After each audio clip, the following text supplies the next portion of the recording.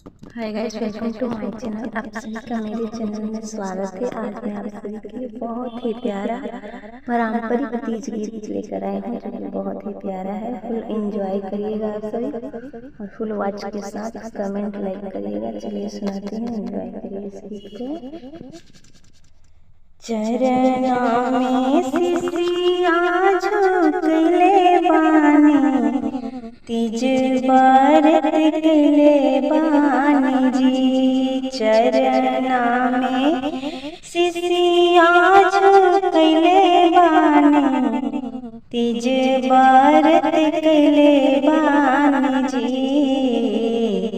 रौरे शिव जी जोड़िया बनले बानी, सुंदर बर पले बानी जी। रौरे त शिव जी जोड़िया बनले बानी, सुंदर बर पले बानी जी।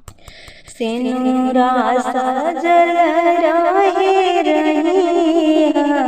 वतिया, कबाहू सजन पे नावे विपतिया।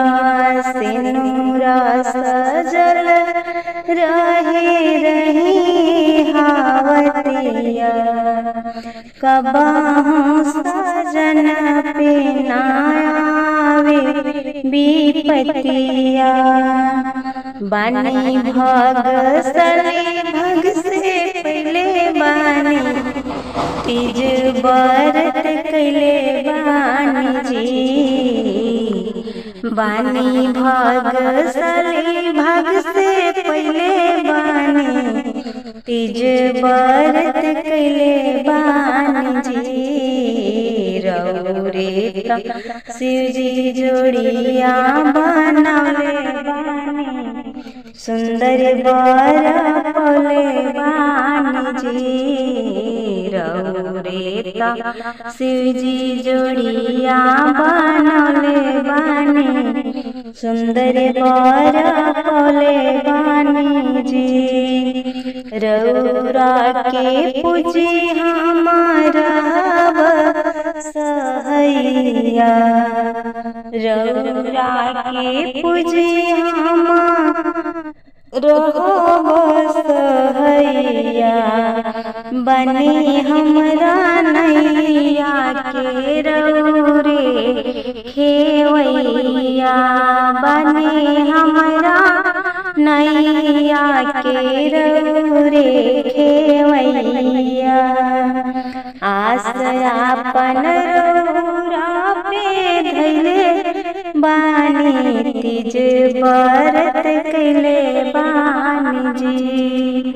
आस आपन रौरा पे धइले बानी, तीज व्रत कइले बानी जी। रौरे त शिव जी जोड़िया बनले बानी, सुंदर बर पले बानी जी। रौरे त शिव जी जोड़िया बनले बानी, सुंदर बर पले बानी जी। चरना में सिसिया झुकले बानी, तीज व्रत कइले बानी जी।